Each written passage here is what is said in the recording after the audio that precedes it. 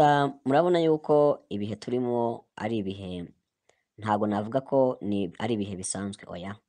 Ni ibihe bidasanzwe kuko ni igihe hahubiranye amaraporo kandi amaraporo yose adakozwe n'Abanyarwanda. Kwa kundi mujya muvuga ngo ese bizakorwa nande? Ese tuzavuga gute? Nzahaguruka gute zingiye kuvuga kandi abazungu ari bo ubona byose babizi? None mu kanya nk'aka ngaka abazungu b'isi yose babashyiriye raporo mu biganza. Umupira abazungu bawufashe bawushyira mu kibuga. Banyarwanda banyarwandakazi, ariko ubundi ninde wabaroze? Ninde kiriya gihugu ninde? Abanyarwanda ubwamyu nimwe mwakitangiye. FPR niyo yaje irakitoragurira. Nuno munsi irashaka kubacira hanze mugapfira iyo mwagiye mugahera buhereheri nk'uko uyu nguyu wa Transparence yicara bivuga. Mukagasana aravuga ngo nabahekenya nkajugunya nk'inyunyuguza nkateka ariko namwe kugeza isaha y'uno munsi umwe aracyareba mugenzi we ngo ya nibyo abapolitisiye ngo ya ngo nibyo abarwanyi ngo hatabonetse imbunda. Uwo munyamerika muri Ministry of Foreign Affairs yasohoye ripoti y'ubugome arayerekana isi yose n'abazungu bagiye muri ahantu hose ngiyi campaign Rusesabagina irimwe abazungu.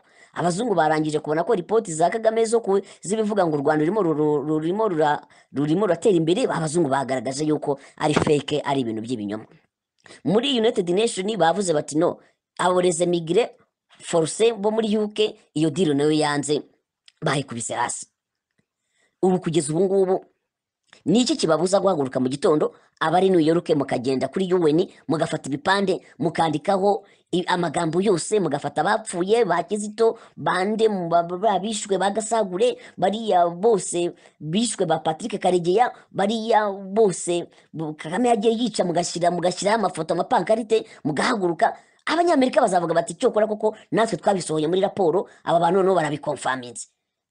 Ni gute mushobora kwihanganira muri UK yuko u Rwanda rufite miliyoni n'igice z'impunzi Kagame atigera navugaho? Ariko isaha y'uno munsi mukamutari mwakora imyigaragambyo kuri embassy ya John Businge mukajyayo n'amapankarite aba UK kandi mukabiyama abanyu bakavuga bacyokora koko ni raporo yari isohotse. Iyi raporo mwagiye gutanga ngo u Rwanda ngo economy mukagenda kuri IMF mugakora amapankarite manini cyane mukajyayo.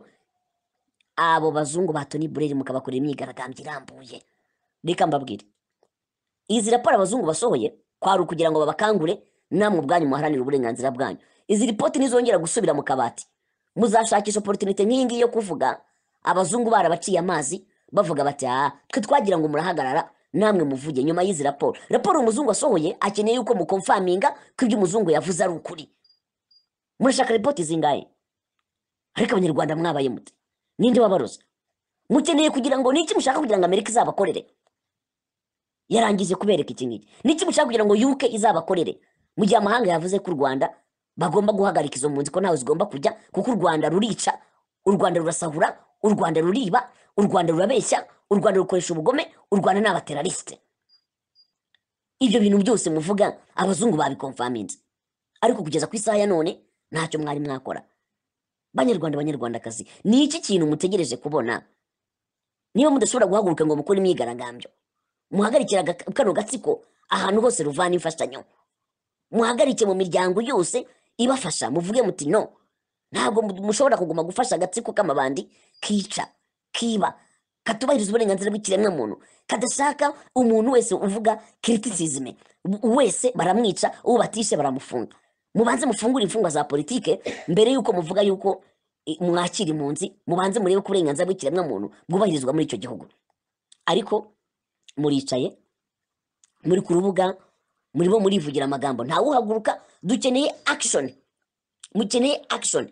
Niba nta action mukoze nimwemere rero yuko uyu wa Transparency ibyo avuga ko mwarindagiye. Mwemere uyu nguyu Mukagasana ibyo avuga yuko bazabahekenya bakinyuguza bagacira. Muri kuki kuva raporo ya Amerika yasohoka igaragaza uko u Rwanda rumeze ko ari aferi ikuzimu. Abanyarwanda muri ahangaha action mumaje gukora musupportinga raporo ya Amerika ni iyihe? Abanditse muvuga ko Amerika yakoze raporo nziza mubyerekaniše action ni izihe? Amahanga ni yari mavuga yuko iyi deal bakoranye na Johnson amahanga niyo arimo guhaguruka. Opposition y'u Rwanda iri he? Action irimo gukora ni iyihe? Rero murimo mwabikoze diro, ngira ngo murimo murunguka kubera ko mufite imodoka nziza, mufite amazu meza, iwanyu hari ku Gikongoro hano ahangaha murya impombo, iwanyu hari Butare mwirirwa voka, iwanyu hari Gitarama harimo mwirwa na kawunga k'ifu y'Igitarama ari cyo gusa murya. Ubu ngubu muri Buraya mwirirwa murya amaforomaje, murarya amafiriti, murarya inkoko. Ntabwo mu gihugu bagitanga batagitanga, mwe mwarangije kwibonera ubwene gihugu. Umwafurika w'u Rwanda ntacyo agikeneye. Nimutubwire abanyarwanda yuko mutagikeneye igihugu cyacu kubera ko mwarangije kubona icyanyu. I Burayi niho muriho neza. Wese wavuye ku Gikongoro uri umukene. Iwanyu mubwirwa mu burara, inzu yanyu ari inzu y'ibyatsi. Uyu munsi uri California. Urategereje Kagame yuko agutwaye iki? Kagame nategeka u Rwanda nawe uriho neza. Ubu ngubu muri Burayi uriho neza, nta kibazo bufite.